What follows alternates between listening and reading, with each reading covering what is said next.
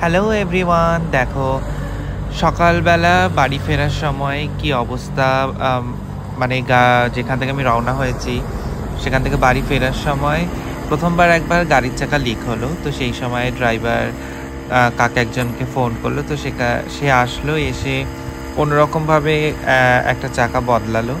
তো সেখান থেকে আমরা হাইওয়ে দিয়ে ফিরছিলাম। তো হাইওয়ে দিয়ে ফেরার সময় আবার হাইওয়ের এমন একটা জায়গাতে আবার আরেকটা জায়গা লিক হলো, মানে যেখান থেকে মানে অন্য কোনো ট্রান্সপোর্টেশন ছিল না বাড়ি ফেরার মতন। কিন্তু ড্রাইভার খুবই ভালো ছিল, সেজন্য ড্রাইভার অনেক রকমভাবে চেষ্টা করে বাড়ি পৌঁছে দিয়েছে।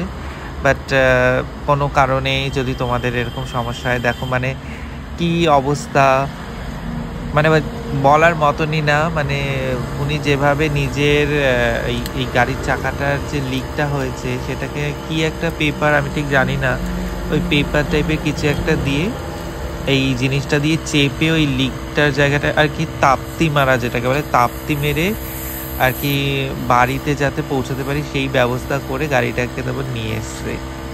মানে রোদের মধ্যে কি অবস্থা, পুরো ধুলো কুলো রাস্তার মাঝখানে উঠছে। কল্যাণী হাইওয়ে ব্রিজ তৈরি হচ্ছে পাশে।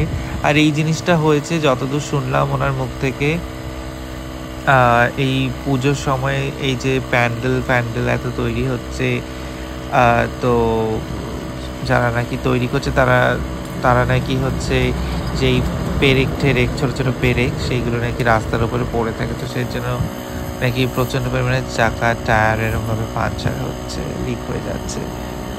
তো পরপর দুটো চাকা এরকম লিক হলো, কিছুক্ষণ আগে আর কিছুক্ষণ পরে। বাট যাই হোক, কপাল খুব ভালো ছিল, উনি এরকমভাবে তাপ্তি মেরে, আমাদের একটু ওয়েট করতে হয়েছে ঘন্টাখানিক। তো এরকমভাবে তাপ্তি মেরে তো উনি আমাদেরকে বাড়িতে ড্রপ করেছে। নাহলে আমি তো, থ্যাংক গড আমার কাছে না ক্যাশ থাকে না সব সময়, আমার পার্স ক্যাশ একদমই থাকে না। আমার সেদিকে কি মনে হয়েছে গাড়িতে ওঠার আগে, আমি কি একটা যেন মনে হলো, মানে বলে না যে কোনো কিছু হওয়ার আগে একটা হিন্ট দেয়, তো সেরকমই কি একটা মনে হলো। আমি এটিএম থেকে 500 টাকা তুলেছিলাম, 500 টাকা মানে খুচরো করে তুলেছিলাম। তো যাই হোক, পয়সাটা লাগেনি যেহেতু ড্রপটা পেয়ে গেছিলাম বাড়ি পর্যন্ত। না হলে যে বাড়িতে কি করে আসতাম, না হলে ওইখান থেকে কোনো রকমভাবে ট্রান্সপোর্টেশন, আর ওখান থেকে ওলা উবার করব সেই মানে এমনই একটা জায়গা, সেখান থেকে মানে ট্রান্সপোর্টেশন পাওয়াটা খুব সমস্যা। থ্যাংক গড বাড়ি পৌঁছাতে পেরেছি।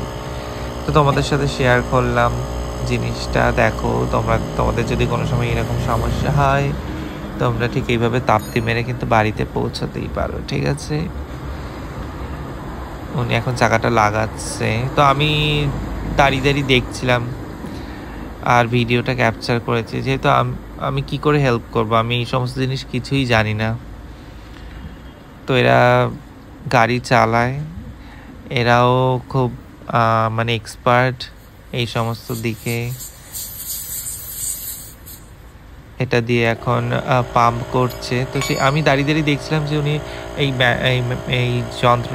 এই যন্ত্রটা দিয়ে যে পাম্প করছে, সেই গাড়ির এই টায়ারের ভেতরে, সেই টিউবের ভেতরে মানে মানে হাওয়াটা যাচ্ছিল না, মানে চাকাটা ওপর দিকে উঠছিল না। খুব কষ্ট করে বাড়ি ফিরেছি। চাকাটা তোলা একটা যন্ত্র দিয়ে, ওইটার নাম, if I am not wrong, it's call hydraulic pressure. I might be wrong. তো এইভাবে উনি চাকা ফাঁকা লাগিয়ে তারপরে বাড়িতে এসেছি অনেক লেটে। আমি তো ভয় পেয়ে গেছিলাম যে কি করে বাড়ি ফিরবো ওখান থেকে, কারণ আমার বাড়িতে ফিরে আরেকটা জায়গায় যাওয়ার কথা ছিল, বাট সেটা দেরি হয়ে গেছে বলে আমি ক্যান্সেল করে দিয়েছি। তো এইরকম সমস্যা। So tata.